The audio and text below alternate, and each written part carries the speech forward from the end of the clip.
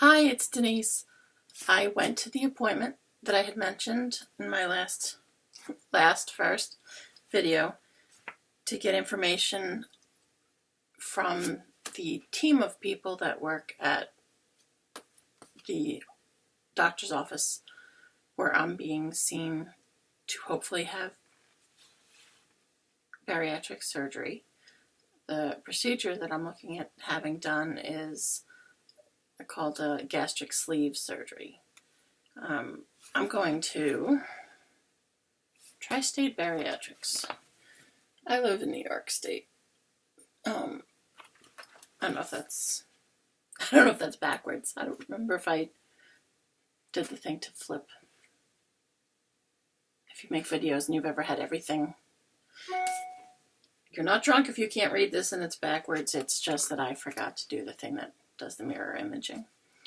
Anyway, I met with a lot of people, got a lot of information.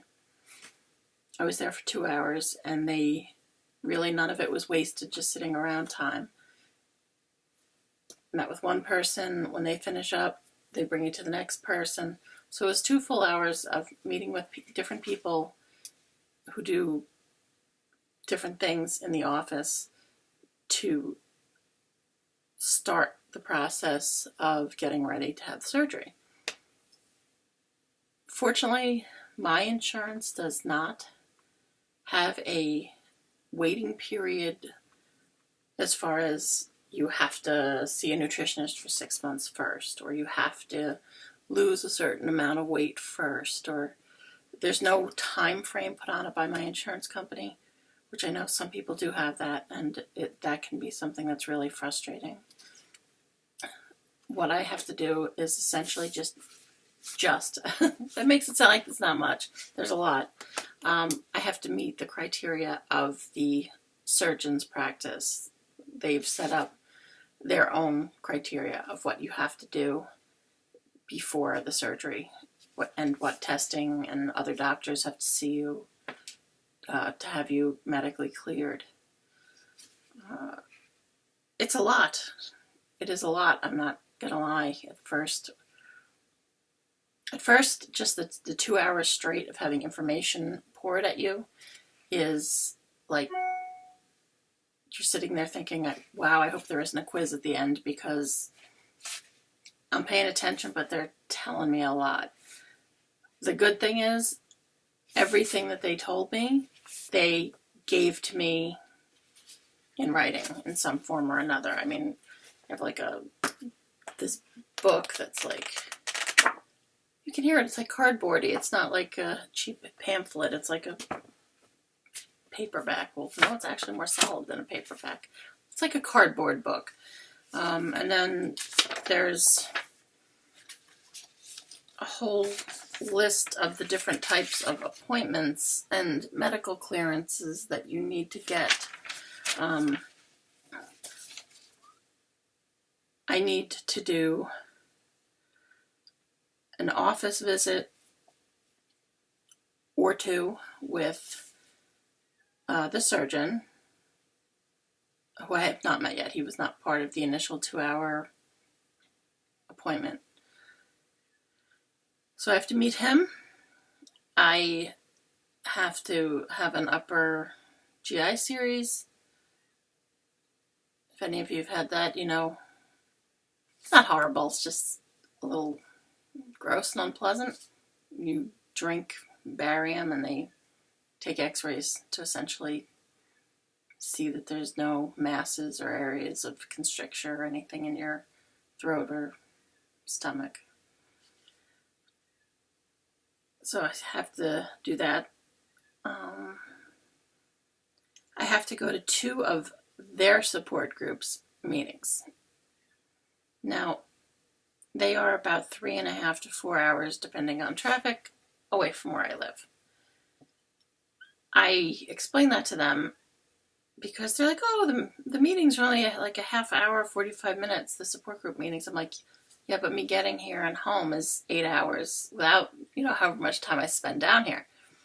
So they really are being nice about trying to get me in, you have to have an appointment for the support groups, apparently. I guess they can only have a certain number of people. So they're trying to schedule the other appointments, like you have to see the nutritionist at least once a month for every month until your surgery. They also, I should mention, do lifelong aftercare is what they really want. They want to see you, at first more often, obviously, and then, but like pretty much forever after your surgery. They want to see you once a year or so to make sure you're not gaining any weight back. Or if you're starting to, they want to help you get back on track before you gain a significant amount back, which is pretty cool because people do sometimes go through this whole process, go through the surgery, the recovery period, which can be, from what I've heard from both people I know and from watching a bunch of YouTube videos, the recovery period can be pretty miserable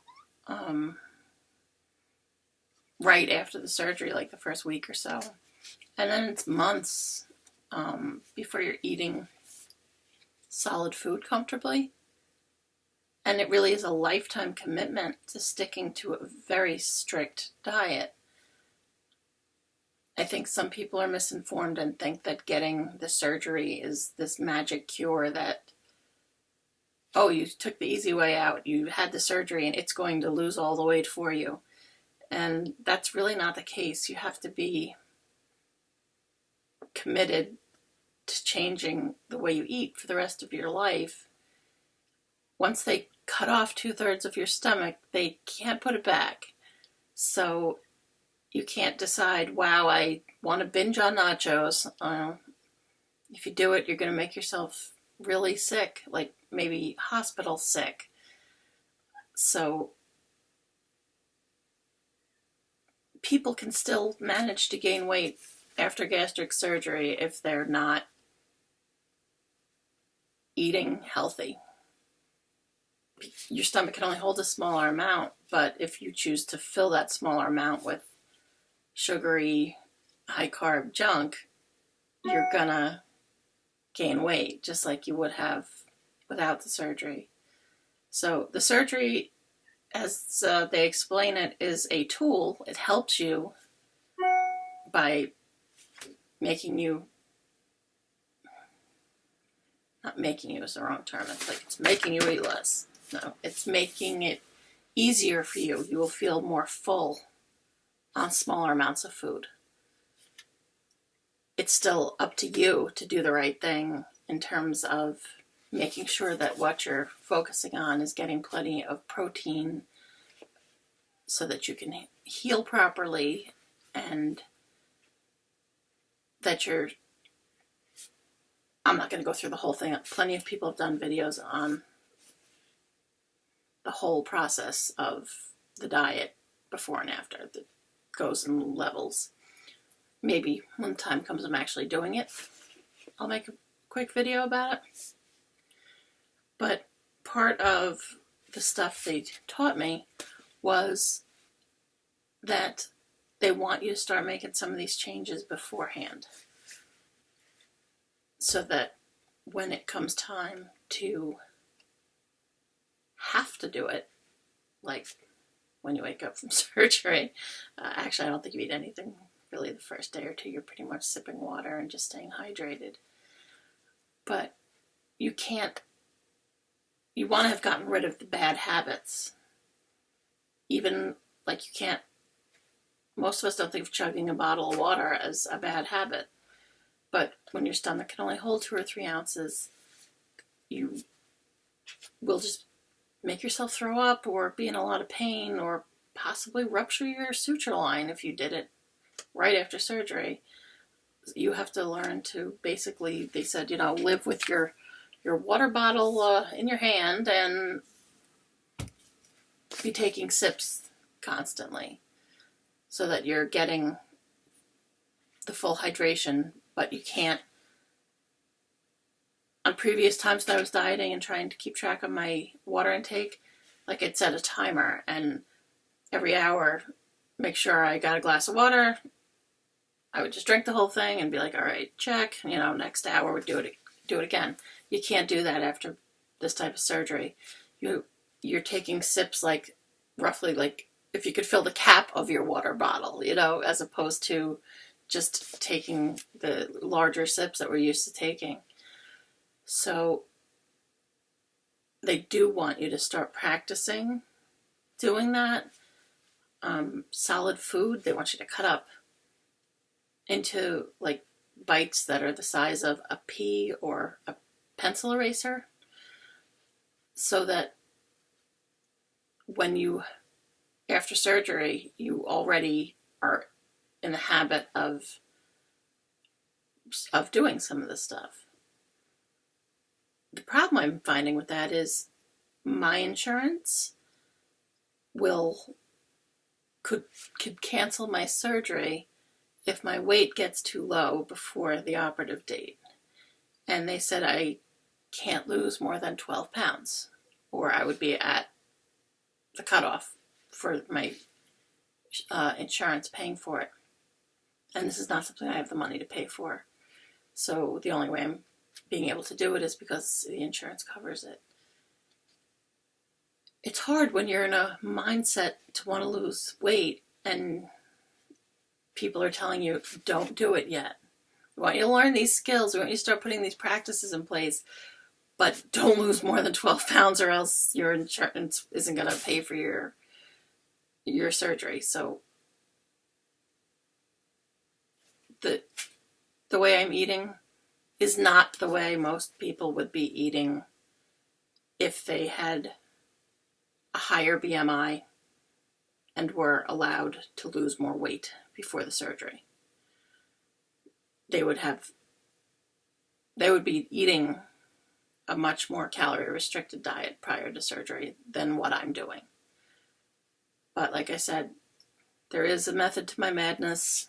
I was told do not drop more than 12 pounds before the surgery, or else. The big or else. So I don't want to take a chance of that happening. So I'm eating healthier foods, but I'm eating more of them than I would if I were trying to lose weight. And I'm incorporating, I personally have done Nutrisystem a couple times in the past.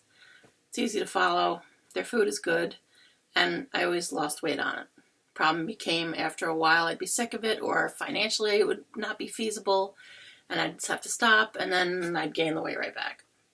So I had started Nutrisystem right before I made this decision, and they were like, stop, don't lose any more weight.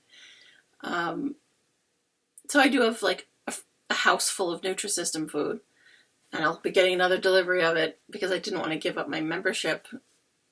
Although it looks like now I'm going to be, now that I know that I can't really be dieting up until the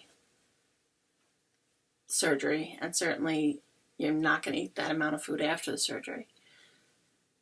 But so I'm snacking, like my extra food that I'm eating is still healthy food, because like I'll have an extra Nutrisystem lunch bar, or if you're familiar with them at all, they make like desserty snack type stuff too.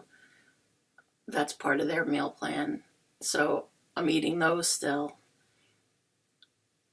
I wanted to talk about some of this stuff you see here next to me just for a minute. Prior to the surgery, they want you to have figured out a couple protein shakes that you like and are going to be using, because after the surgery you're not going to feel like trying a bunch of things. You're only going to be able to take small amounts, and initially it's just going to be liquids, and protein is the key. They give you the guidelines. It has to be a minimum of 15 grams of protein, and then they tell you like how much maximum carbs and fat and etc. that can be in it. In their office they sell some stuff They also tell you to go to places like the Vitamin Shop or GNC or health food store, anywhere that you want to go, but you just have to make sure you're not buying like Slim Fast or any of those that have way too many carbohydrates. So this is one that they sell at their office. This one's a hot chocolate mix that's high protein. It's 15 grams of protein per serving. I like almost anything chocolate, so to me, sounds like a good option. Their advice, which also, it makes sense to me. You don't want to be like, all I have is this chocolate shake mix and it's the only thing I can eat, drink, really. Like within 2 days, you're going to hate it if it's the only thing that you're tasting. So they want you to try to find a variety of things, different types of shakes or protein drinks that you'll have some variety and it will make it less miserable until you can get to eating solid food again. This one I picked up looked interesting. It's a high protein, but instead of being a shake, it's fake chicken soup. So if you feel like something more in the hot food family, there's no actual chicken in it, but there's lots of protein, and I figured that would be like total opposite of the more desserty flavor that most of the shakes are that you buy. The one I've been using, I like the Nutrisystem shakes. I have them in chocolate and vanilla, and they have probiotic stuff in them too. They do meet the 15 grams of protein. I'm going to have to look again, and they meet the number of calories. I'm going to have to look again at what their criteria was. I'm pretty sure it meets everything in terms of, carbohydrates and fat. So I can continue using these. These actually taste really good. So using them, like I said, this is the vanilla. I also have the chocolate of those. I did not mean for this video to be so long. I guess I just wanted to share with you all that now I'm starting this process. I let my primary doctor, who's a pulmonologist, I let him know what they require as far as pulmonary clearance, the testing they would want to see from him, and a letter from him saying that I'm, from his perspective, clear for surgery. I have to find a cardiologist because they want me to get a cardiology clearance for surgery. And I'm going to have an EGD, which is where they do a scope down your throat of your stomach and such, which I have to have done under general anesthesia. But their doctor does that, and they said they'll schedule that for me. Probably next time I see him, they'll schedule it. So at this point, I'm focusing on just finding stuff that tastes good so that when the time comes, I have the products in the house that I'm going to need. And I'm focusing on just maintaining essentially my weight. And again, I didn't mean to take this long. I will let you all know how it goes after my blood work and any of my tests or stuff. As I'm going through it and doing stuff, I'll let you know how that's going. And again, I hope I answered some questions if anyone's thinking about doing this. And don't forget, it's your body. If you want to have surgery or get medical help to lose weight, I think we still sometimes worry about that stigma that people will think, oh, you must just be lazy if you're overweight. Oh, you're taking the easy way out if you're getting surgery. People saying that don't know what they're talking about. So you need to do what's right for you. Talk to your doctor. They're the ones who are going to help you make the right decisions medically, not the haters on Facebook or amongst your coworkers or friends who may not understand at all what this type of surgery really does and how you have to live and how hard you have to work to make this work. Anyway, I will let y'all know how it goes, and hopefully it'll be soon.